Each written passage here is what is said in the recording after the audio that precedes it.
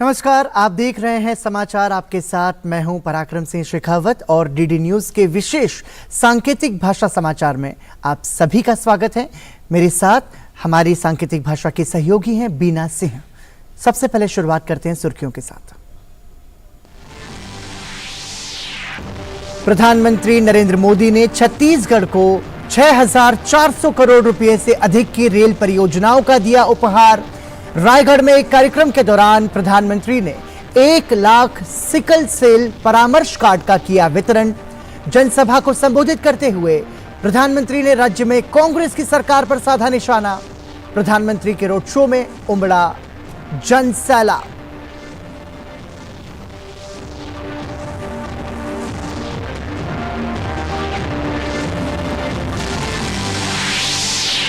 प्रधानमंत्री नरेंद्र मोदी ने मध्य प्रदेश को दी विकास की सौगात। राज्य में 50,700 करोड़ रुपए से अधिक की परियोजनाओं का किया शिलान्यास।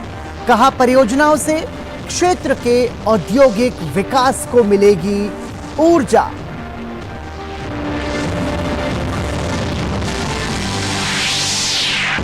सनातन धर्म पर विपक्षी नेताओं की टिप्पणियों पर प्रधानमंत्री नरेंद्र मोदी का पलटवार। कहा, सनातन को मिटाकर ये लोग देश को फिर से गुलामी में चाहते हैं धकेलना। हर सनातनी को सतर्क रहने की है जरूरत। उपराष्ट्रपति जगदीप धनखड़ ने जयपुर में बाढ़ सुरक्षा पर 2 दिवसीय अंतर्राष्ट्रीय सम्मेलन का किया उद्घाटन। उपराष्ट्रपति ने कामाख्या एक्सप्रेस और हिमसागर एक्सप्रेस ट्रेन को वर्चुअली दिखाई हरी झंडी। साथ ही बड़े बांधों के राष्ट्रीय रजिस्टर का किया अनावरण।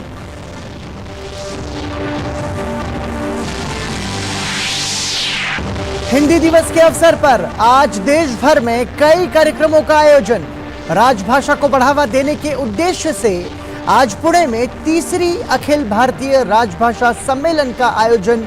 केंद्रीय गृह मंत्री अमित शाह ने कहा, आजादी की लड़ाई में हिंदी ने निभाई महत्वपूर्ण भूमिका।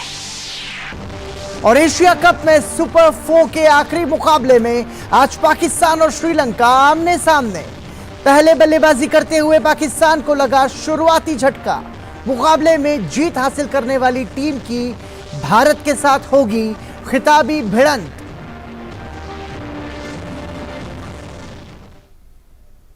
और आइए अब खबरों पर नजर डालते हैं विस्तार से।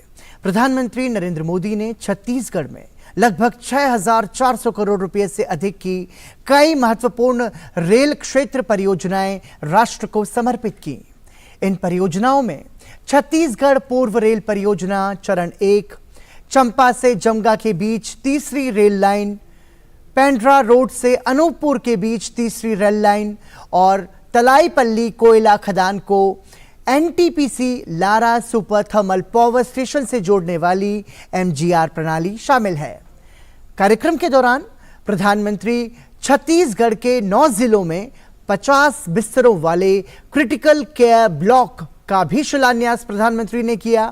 प्रधानमंत्री आयुष्मान भारत स्वास्थ्य अवसंरचना मिशन के तहत कुल 210 करोड़ रुपए की लागत से 9 क्रिटिकल केयर ब्लॉकों का निर्माण किया जाएगा।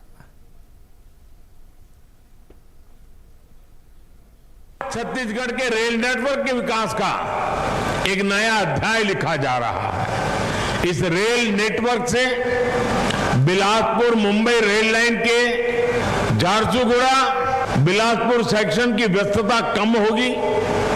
इसी तरह जो अन्य रेल लाइनें शुरू हो रही हैं, रेल कॉरिडोर बन रहे हैं, वो छत्तीसगढ़ के औद्योगिक विकास को नई ऊंचाई देंगे। जमीन रूट्स पर काम पूरा होगा तो इससे छत्तीसगढ़ के लोगों को तो सुविधा होगी ही, साथ ही यहां रोजगार और आमदनी के नए नए अवसर भी पैदा होंगे। कार्यक्रम के दौरान प्रधानमंत्री नरेंद्र मोदी ने 1 लाख सिकल सेल परामर्श कार्डों का भी वितरण किया। सिकल सेल परामर्श कार्ड का वितरण राष्ट्रीय सिकल सेल एनीमिया उन्मूलन मिशन NSEM के अंतर्गत किया जा रहा है, जिसकी शुरुआत प्रधानमंत्री नरेंद्र मोदी ने जुलाई 2023 में मध्य प्रदेश के शहडोल जिले में की थी। मेरे परिवारजनों, आज यहां सिकल सेल एनीमिया के जो काउंसलिंग कार्ड बांटे गए हैं, वो भी विशेषकर जनजातीय समाज के लिए एक बहुत बड़ा सेवा का काम है। सिकल सेल एनीमिया से सबसे ज्यादा हमारे आदिवासी भाई बहन ही प्रभावित होते हैं।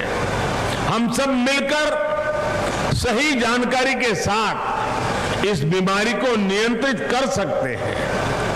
हमें सबका साथ सबका विकास के संकल्प से आगे बढ़ना है। प्रधानमंत्री नरेंद्र मोदी ने जनसभा को संबोधित करते हुए छत्तीसगढ़ की कांग्रेस सरकार पर भ्रष्टाचार का आरोप लगाया।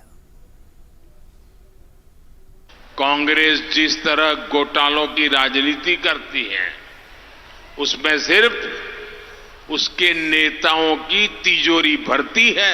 गरीब कल्याण में भले पीछे हो, लेकिन भ्रष्टाचार में छत्तीसगढ़ की कांग्रेस सरकार लगातार आगे बढ़ रही है। आप कल्पना करिए, अगर कोई गाय के गोबर में भी भ्रष्टाचार करे तो उसकी मानसिकता क्या होगी।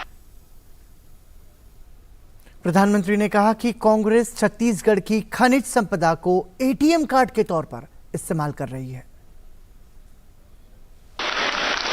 छत्तीसगढ़ की खनिज संपदा को कांग्रेस के, उनकी जो पार्टी है ना, वो कांग्रेस के एटीएम की तरह उपयोग किया जा रहा है। एटीएम की तरह झूठा प्रचार और आतंक भ्रष्टाचार, यही छत्तीसगढ़ कांग्रेस सरकार की पहचान है। इस दौरान प्रधानमंत्री ने कार्यक्रम स्थल पर रोड शो किया। पूरा वातावरण मोदी मोदी के नारों से गूंजता रहा। प्रधानमंत्री नरेंद्र मोदी ने जनता का अभिवादन स्वीकार करते हुए इस प्रेम के लिए सभी का आभार जताया। नरेंद्र मोदी जिंदाबाद, नरेंद्र मोदी जिंदाबाद।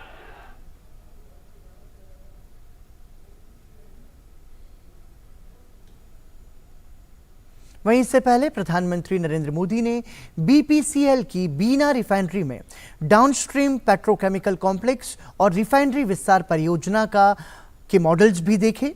इस परियोजना के तहत बीना रिफाइनरी की क्षमता 11 MMTPA तक बढ़ाई जाएगी, जो 2200 किलो टन से अधिक पेट्रोकेमिकल उत्पादों को तैयार करेगी।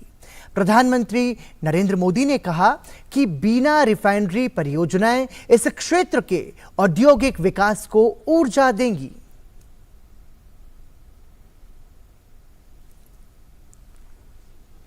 ऐतिहासिक स्थल, राष्ट्रीय उद्यान, प्राकृतिक सौंदर्य, मंदिरों और सुनी अनसुनी जीव गाथाओं के लिए प्रसिद्ध है। दूरदर्शी नेतृत्व के प्रतीक माननीय प्रधानमंत्री श्री नरेंद्र मोदी जी के नेतृत्व में संपूर्ण बुंदेलखंड क्षेत्र में विकास के एक नए युग की शुरुआत हुई। उनकी अटूट प्रतिबद्धता और अथक कार्यनीति के परिणाम स्वरूप आज भारत आत्मनिर्भरता की ओर तीव्र गति से अग्रसर है। भारत के परिवर्तन की प्रेरक।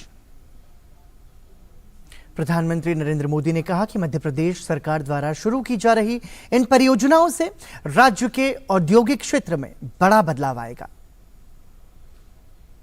एमपी के 10 नए इंडस्ट्रियल प्रोजेक्ट पर भी काम शुरू किया गया है। नर्मदापुरम में रिन्यूएबल एनर्जी से जुड़ी मैन्युफैक्चरिंग जोन हो, इंदौर में 2 नए आईटी पार्क्स हो, रतलाम में मेगा इंडस्ट्रियल पार्क हो, ये सभी मध्य प्रदेश की औद्योगिक ताकत को और ज्यादा बढ़ाएंगे। और जब मध्य प्रदेश की औद्योगिक ताकत बढ़ेगी तो इसका लाभ सबको होने वाला है।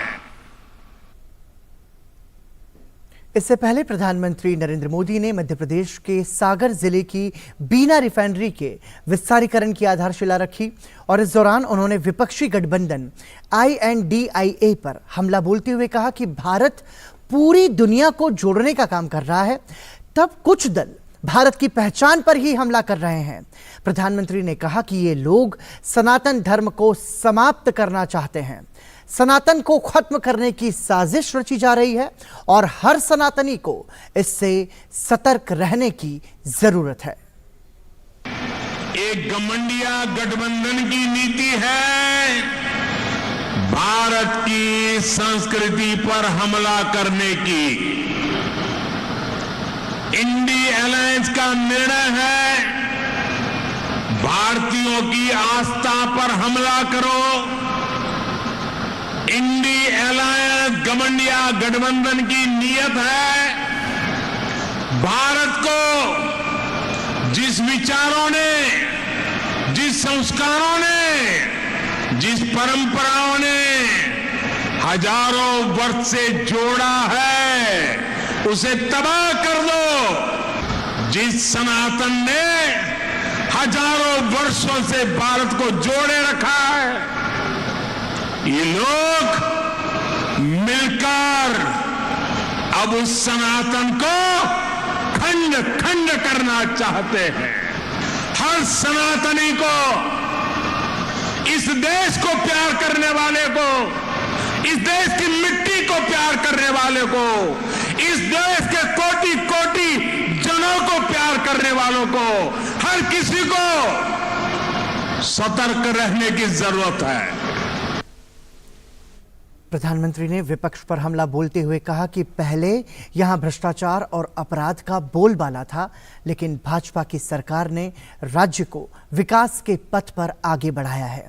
प्रधानमंत्री नरेंद्र मोदी ने कहा कि कांग्रेस के शासनकाल में बुंदेलखंड के लोग पानी के लिए तरस जाते थे, लेकिन आज हर घर तक पानी और बिजली पहुंच रही है। पुरानी पीढ़ी के लोगों को याद होगा कि कैसे कांग्रेस ने इसी बुंदेलखंड को सड़क, बिजली और पानी जैसी सुविधाओं से तरसा कर रख दिया था। आज भाजपा सरकार में हर गांव तक सड़क पहुंच रही है, हर घर तक बिजली पहुंच रही है। जब यहां कनेक्टिविटी सुधरी है तो उद्योग धंधों के लिए भी एक सानुकूल, पॉजिटिव माहौल बना है। प्रधानमंत्री नरेंद्र मोदी ने कहा कि G20 के सफल आयोजन के बाद भारत की पूरी दुनिया में चर्चा हो रही है। प्रधानमंत्री ने कहा कि यह भव्य और सफल आयोजन देश की जनता सामर्थ्य से संभव हो पाया है। ये जो सफल G20 हुआ है, इतनी बड़ी सफलता मिली है, इसका श्रेय किसको जाता है? ये आपका सामर्थ्य है। 140 करोड़ भारतवासियों की सफलता है। दोस्तों, इस सम्मेलन में हिस्सा लेने के लिए दुनिया भर से विदेशी मेहमान भारत आए थे। वो भी कह रहे थे कि ऐसा आयोजन इसके पहले उन्होंने कभी नहीं देखा। प्रधानमंत्री नरेंद्र मोदी ने कार्यक्रम स्थल पर रोड शो भी किया। भारी भीड़ ने प्रधानमंत्री का गर्मजोशी से अभिनंदन किया। प्रधानमंत्री नरेंद्र मोदी ने हाथ उठाकर लोगों का अभिवादन किया। इस दौरान लोगों में जबरदस्त उत्साह देखने को मिला।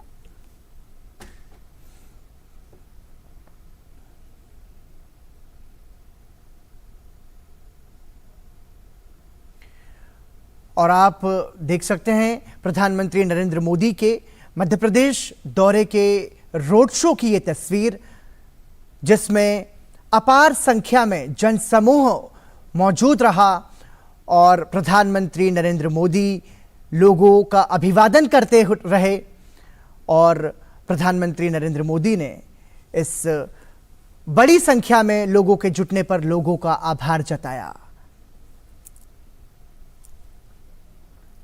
और इसी के साथ बुलेटिन में फिलहाल लेते हैं एक छोटा सा ब्रेक। बने रहिए डीडी न्यूज के साथ।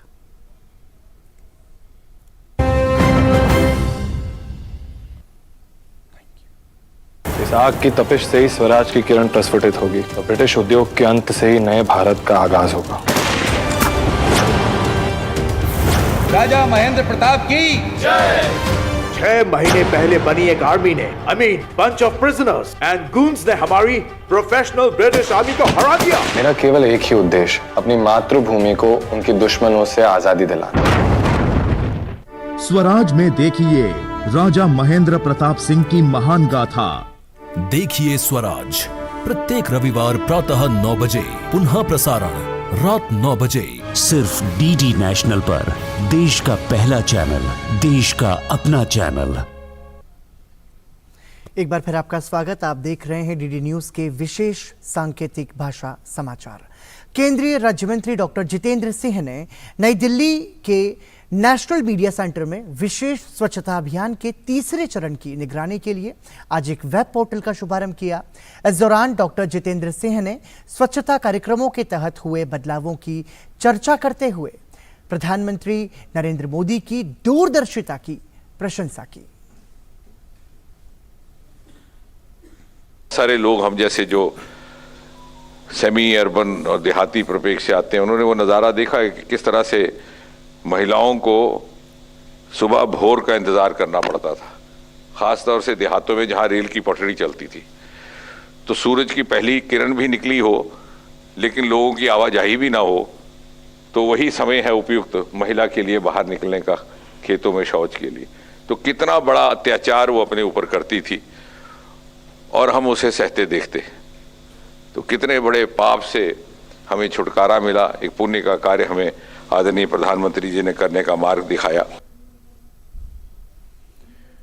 वहीं उपराष्ट्रपति जगदीप धनखड़ ने राजस्थान दौरे के दौरान जयपुर से वाराणसी स्टेशन पर मौजूद कामाख्या एक्सप्रेस और हिमसागर एक्सप्रेस ट्रेन को वर्चुअल तरीके से हरी झंडी दिखाई।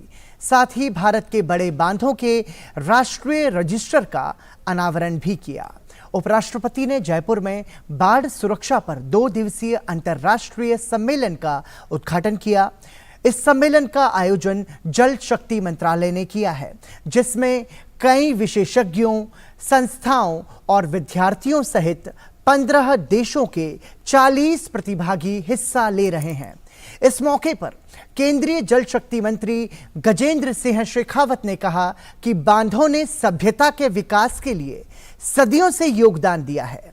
80% बांध 25 साल या उससे ऊपर के हैं। बांधों की सुरक्षा करना जरूरी है। 42 बांध टूटने की घटना पंजीकृत हुई है। भारत बड़े बांधों वाला तीसरा देश है और बांध सुरक्षा में भारत विश्व का नेतृत्व करेगा और बांध सुरक्षा एक्ट नए युग का सूत्रपात है। आज पिछले 1 साल में 12,000 से ज्यादा इंस्पेक्शंस देश में हुए। ये निश्चित रूप से एक नए युग का सूत्रपात इस दृष्टिकोण से मैं देख सकता हूं। माननीय प्रधानमंत्री जी के नेतृत्व में हमने डैम सेफ्टी इस एक्ट को कॉम्प्लीमेंट करने के लिए dam rehabilitation and improvement programme भी साथ में कंसीव किया। वर्ल्ड बैंक और विदेश की वित्त पोषण के साथ में जो 10,000 करोड़ रुपए से ज्यादा का ये कार्यक्रम प्रारंभ हुआ है, ये देश के 750 से ज्यादा बांधों की रिहेबिलिटेशन, रिजुविनेशन, उनके स्टैंडर्डाइजेशन, उनके ऑपरेशन का रूल कर्व, उनके ऑपरेटिंग प्रोसीजर्स और उसके बाद में बांध में पानी छोड़े जाने की अवस्था में कितना इनंडेशन होगा, किस स्तर तक इनंडेशन होगा, इन सब की व्यवस्था करने की दिशा में स्टडी करने के साथ साथ में बांधों के रिजुविनेशन पर भी काम कर रहे हैं। कार्यक्रम को संबोधित करते हुए उपराष्ट्रपति जगदीप धनखड़ ने कहा, पिछले साल सितंबर में भारत विश्व की 5वीं सबसे बड़ी अर्थव्यवस्था बना। उन्होंने आशा व्यक्त की कि भारत जल्द ही विश्व की 3री सबसे बड़ी अर्थव्यवस्था बन जाएगा। In September 2022, Bharat became the 5th largest global economy. What a journey, traversing from fragile 5 to being world's 5th largest global economy. And in the process, we left behind whom? Those who ruled us for centuries. By turn of the decade, we will be 3rd largest global economy. These efforts will culminate not only in global growth of the situation, but in attainment of Bharat at 2047, being a global leader in economy at the world firmament, and that for sure is bound to happen. उपराष्ट्रपति जगदीप धनखड़ ने टोंक के अविका नगर में केंद्रीय भेड़ एवं ऊन अनुसंधान संस्थान का दौरा किया। इस दौरान केंद्रीय विद्यालय के छात्र छात्राओं द्वारा उपराष्ट्रपति जगदीप धनखड़ का स्वागत किया गया। संस्थान के परिसर में उपराष्ट्रपति ने पौधारोपण भी किया। उपराष्ट्रपति ने संस्थान में विकसित की गई उन्नत नस्ल की भेड़ों का निरीक्षण भी किया।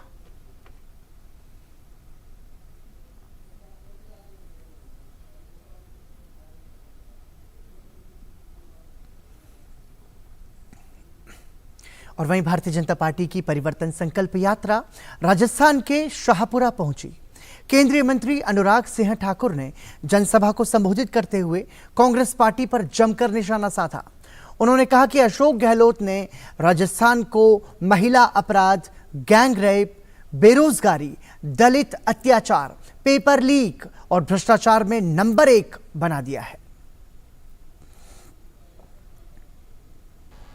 आज मैं गहलोत जी से कहना चाहता हूं, आपने 5 साल में राजस्थान को नंबर 1 बनाया है महिला अपराध में, नंबर 1 बनाया गैंग रेप में, नंबर 1 बनाया गैंग वॉर में, नंबर 1 बनाया भ्रष्टाचार में, नंबर 1 बनाया बेरोजगारी में, नंबर 1 बनाया पेपर लीक में, नंबर 1 बनाया दलित अत्याचार में, नंबर 1 बनाया भाई भतीजावाद में, नंबर 1 बनाया भू माफिया में, नंबर 1 बनाया खनन माफिया में। और ऐसी भ्रष्ट और नंगी सरकार को आज बाहर उठाने का समय आ गया है।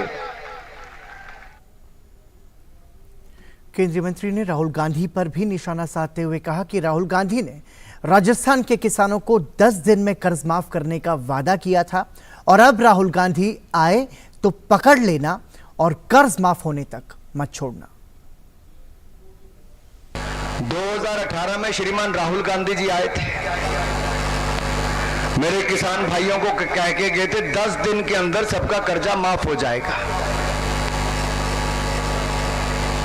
हमने कहा चलो 10 दिन गए, 10 महीने दे दो, 10 महीने गए, 2 साल 10 महीने दे दो, फिर हमने सोचा चलो 4 साल 10 दिन दे दो। अब 4 साल 10 महीने भी चले गए, 5 साल पूरे होने को आए। क्या आप सबका कर्जा माफ हो गया किसानों का? और किसानों का कर्जा माफ किया गया कांग्रेस ने? अब राहुल गांधी आए तो जहां दिखे वहीं पकड़ लेना, जब तक कर्जा माफ ना करके जाए वापस मत जाने देना मेरे भाई और बहनों। केंद्रीय मंत्री अनुराग सिंह ठाकुर ने कहा कि जो कांग्रेस 60 साल में नहीं कर पाई वो मोदी ने 8 साल में करके दिखाया है। न इंदिरा गांधी ने न सोनिया गांधी ने गरीब महिलाओं को मुफ्त में सिलेंडर दिए, लेकिन मोदी सरकार ने सिलेंडर पर 200 रुपये और उज्ज्वला पर 400 रुपये कम कर दिए। हमारे लिए सबसे बड़ी समस्या की बात थी, रसोई गैस के सिलेंडर नहीं थे। इंदिरा गांधी जी भी रह ली, सोनिया गांधी जी भी रह गए, लेकिन महिलाओं के लिए ना शौचालय दिया, ना पक्का मकान दिया, ना दवाई की सुविधा की, ना ही रसोई गैस का सिलेंडर दिया। लेकिन गरीब मां का बेटा आया, उसने दर्द देखा था और 3 साल के अंदर 9 करोड़ 60 लाख बहनों को रसोई गैस के सिलेंडर का कनेक्शन भी मुफ्त। और जब कोविड का समय आया तो 2 सालों में 3-3 सिलेंडर हर साल मुफ्त में भरवाने का काम भी मोदी सरकार ने किया। दुनिया भर में 3 गुना दाम सिलेंडरों के बढ़ गए हैं, लेकिन मोदी सरकार ने 200 रुपए वो भी कम करने का काम सभी के लिए कर दिया और उज्ज्वला वालों के लिए 400 रुपए कम करने का काम किया है। केंद्रीय मंत्री अनुराग सिंह ठाकुर ने विपक्षी गठबंधन को आड़े हाथों लेते हुए कहा कि घमंडिया गठबंधन के सनातन धर्म को खत्म करने की रणनीति 140 करोड़ भारतीयों का अपमान है। उन्होंने कहा कि घमंडिया गठबंधन के लोगों को देश की फिक्र ही नहीं है और सनातन धर्म को जड़ से खत्म करने का जो संकल्प लेके ये घमंडिया गठबंधन के लिए चले, उनको इतना ही कहना चाहता हूं, आप संविधान का भी उल्लंघन कर रहे हो, बाबा साहब अंबेडकर का अपमान कर रहे हो और 140 करोड़ भारतवासियों को भी नीचा दिखाने का काम कर रहे हो। अगर यही फ्यूचर प्लान, भविष्य का प्लान, रणनीति विपक्ष की है तो मैं यही कह सकता हूं, इनके पास ना नेता है, ना नीति और नियत में भी खोट है। केंद्रीय मंत्री धर्मेंद्र प्रधान ने दमदम लोकसभा कोर कमेटी के सदस्यों, विधानसभा प्रभारियों और जिला पदाधिकारियों के साथ बैठक की। बैठक की अध्यक्षता करने के बाद केंद्रीय मंत्री ने कार्यकर्ताओं को बूथों पर पार्टी का संगठन मजबूत करने पर जोर दिया। वहीं केंद्रीय मंत्री ने पश्चिम बंगाल सरकार पर हमला बोलते हुए कहा कि ममता सरकार संवैधानिक निकायों का सम्मान नहीं करती। उन्होंने कहा कि ममता सरकार कानून व्यवस्था लागू करा पाने में पूरी तरह से असफल है। बंगाल में संवैधानिक संस्थाओं को सम्मान नहीं देना यह स्थानीय सरकार की एक नीति बन चुकी है। यहाँ का राज्य सरकार की एक कॉन्फ्रंटेशन करने की माइंडसेट रहती है, उसी से सब प्रतिफलन हो रहा है। ये प्रजातंत्र के लिए अच्छा नहीं है। बंगाल में कई सारे विषयों में अनडेमोक्रेटिक प्रैक्टिसेस यहाँ की सरकार करती है, इसलिए कॉन्फ्रंटेशन होती है, नहीं होनी चाहिए। केरल में निपाह के एक और मामले की पुष्टि हुई है। अब कुल मामलों की संख्या बढ़कर 5 हो गई है, जिसमें से 2 मरीजों की मौत हो चुकी है। नया मामला बीमारी के कारण मरने वाले व्यक्ति के इलाज में शामिल स्वास्थ्य कर्मी का है। वहीं रोगियों के संपर्क में आने वाले लोगों की संख्या बढ़कर अब 706 हो गई है। स्वास्थ्य अधिकारियों ने रोगियों के रूट मैप का विश्लेषण करने के बाद और लोगों का पता लगाया है। इस बीच राज्य सरकार ने जिलों में राज्य स्तरीय नियंत्रण कक्ष भी शुरू किया है। इसके साथ ही रैपिड रिस्पांस टीम का भी गठन किया गया और समीक्षा बैठक की गई। वहीं सभी जिलों में नोडल अधिकारियों को तैनात किया गया है। हालांकि अकेले कोझिकोड जिले में ही निपाह के मामलों की पुष्टि की गई है। एहतियातन अन्य जिलों में मामलों के सामने आने की स्थिति में इन्फ्लुएंजा के लक्षणों वाले रोगियों के लिए एम्बुलेंस सेवा, आइसोलेशन वार्ड स्थापित किए गए हैं। कोझिकोड में तैनात ICMR की मोबाइल लैब आज दोपहर से काम करना शुरू कर दिया है। कोझिकोड में 9 स्थानीय निकायों में कंटेनमेंट जोन घोषित किए गए हैं। इसके अलावा सभी शिक्षण संस्थानों में कल यानी कि शुक्रवार तक छुट्टी घोषित कर दी गई है। कोझिकोड जिले में भीड़ भाड़ वाले सभी सार्वजनिक कार्यक्रमों पर 10 दिनों के लिए प्रतिबंध लगा दिए गए हैं। इसी के साथ इस विशेष सांकेतिक भाषा समाचार में अभी के लिए इतना ही। और अब दूरदर्शन पर देखिए हमारे सहयोगी गौरव के साथ खेल समाचार। तब तक के लिए मुझे और मेरे सहयोगी बीना सिंह को दीजिए इजाजत। नमस्कार।